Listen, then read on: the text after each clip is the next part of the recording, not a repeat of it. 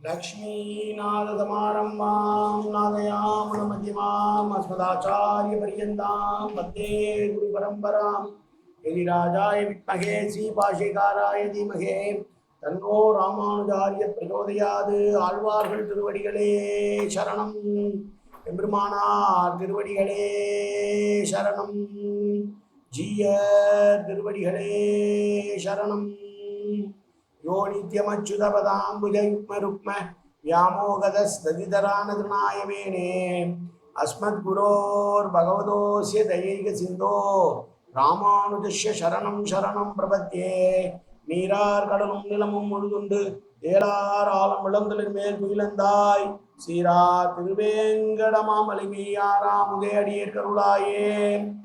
எல்லாம் வல்ல ஏழுமலையான் பெருங்கருணையால் 4000 திவ்ய பிரபந்த பாசுர பதிவேற்றங்களின் வரிசையில் இன்றைக்கு 2240வது நாள் பாசுர பதிவேற்றம்.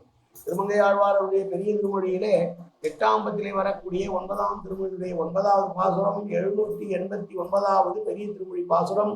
திருக்கண்ணபுரம் பாசுரத்திலே இது 89வது பாசுரம். முதலிலே தனியன் கலையாமி கலித்வம்சம் கவிம்லோக திவாகரம் விஷகோபி பிரகாசாபி ஆவித்யம் நிகதம் தம வாழி பரகாலன் வாழி கலிகன்றி வாழி குறையலூர் வாழ்வேந்தன் வாழியரோ மாயோனை வாழ்வழியால் மந்திரங்கள் மங்கையர்கோன் தூயோன் சொல்மான வேர் நெஞ்சுக்கு இருள்கடி தீபமடங்கா நெடும்பிறவி நஞ்சுக்கு நல்ல அமுதம் தமிழ் நண்பூன் துறைகள் அஞ்சுக்கு இலக்கிய மாரண சாரம் பரசமய பஞ்சு காணல் புரி பரகாலன் பணுவல்களே எங்கள் கதியே ராமானுசமுனியே சங்கை கெடுத்தாண்ட தவராசா பொங்கு புகழ் மங்கையர்கோன் இந்த மறையாயிரம் அனைத்தும் தங்கு மனம் நீ எனக்கு தா மாலை தனிவழியே பறிக்க வேணுமென்று கோழி பதிவிருந்த கொற்றவனே வேலை அனைந்தருளும் கையால் அடியேன் வினையை துதித்தருள வேணும் புரிந்து.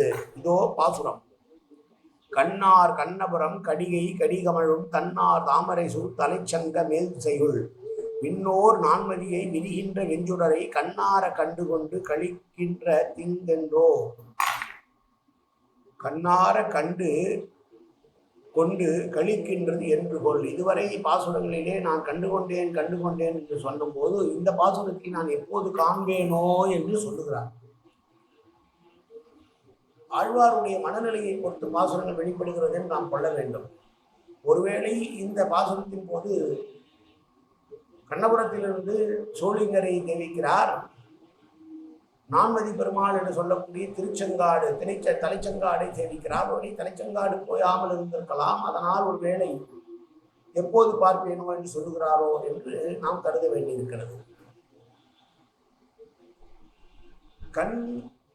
கண்ணால் பார்த்து கொண்டே இருக்க முடியுமான அழகிய சுந்தரமான பெருமாள் இந்த கண்ணபுரத்தில் இருக்கக்கூடிய சௌரிராஜ பெருமாள். அப்படி கண்ணபுரத்திலே யோக நரசிம்மனாக கடிகாச்சலம் என்று அழைக்கப்படுகிற சோழசைலபுரம் என்று அழைக்கப்படுகிற சோழிங்கரிலே இருக்கக்கூடிய பெருமாள் குளிர்ச்சி பொருந்திய தாமரைகளால் சூழப்பட்ட வயல்களை கொண்ட சோலைகள் நிறைந்த தலைச்சங்கம் என்னும் பதியிலே மேற்கு திசை பார்த்து நின்று கொண்டிருக்கக்கூடிய பெருமாள்.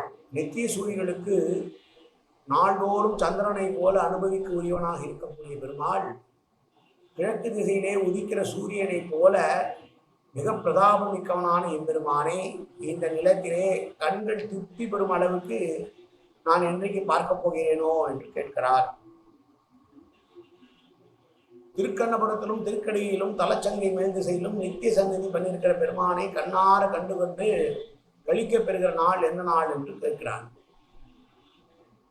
வைத்தக்கண் வாங்காமல் பார்த்து கொண்டே இருக்கும்படி மிழகிய அழகிய திருக்கண்ணபுரம் என்று சொல்லுகிறார். விசாலமான திருக்கண்ணபுரம் என்றும் அதற்கு பொருள் கொள்ளலாமா. மேற்கு திசை நோக்கி தலைச்சங்க காடு என்கிற ஊரிலே பெருமாள் இருக்கிறார். சோழ நாட்டு திருப்பதியுள்ளே தலைச்சங்க நான்மதியம் என்பது இந்த திருப்பதியுடைய பெயர். திருநாங்கூருக்கு அருகிலே உள்ள திவ்ய தேசம். அந்த பெருமாளுக்கு பேரே நான்மதிய பெருமாள் என்று திருநாமம். தலைச்சங்க நான்மதியம் என்ற கோவிலுக்கு அழைப்பர். இந்த இப்போது இது தலைச்சங்காடு என்று அழைக்கப்படுகிறது. தலைச்சங்க நாடு என்று இருந்தது மருவி போய் இப்போது தலைச்சங்காடு என்று ஆகியிருக்க வேண்டும் என்று சொல்கிறார். கைப்பால் அலை சங்கம் நேர்ந்த மணியரங்க தம்மான் தலைச்சங்க நான்மதியத்தான் என்றது பிள்ளை பெருமாள் ஐயங்காருடைய 108 திவ்ய பிரபந்த 108 திவ்ய தேசங்களை பற்றி அந்தாதி பாசுரம். இந்த பாசுரத்திற்கு ஆழ்வாருடைய நித்திய சூரியர்கள் என்றும் பெரிய திருமலையிலே நன்மை தலைச்சங்கம் நான்மதி என்றும் வருகிறது. பெரிய திருமடலிலும் இந்த திவ்ய தேசத்தை பற்றி திருச்செங்காடை பற்றி சொல்லியிருக்கிறார்.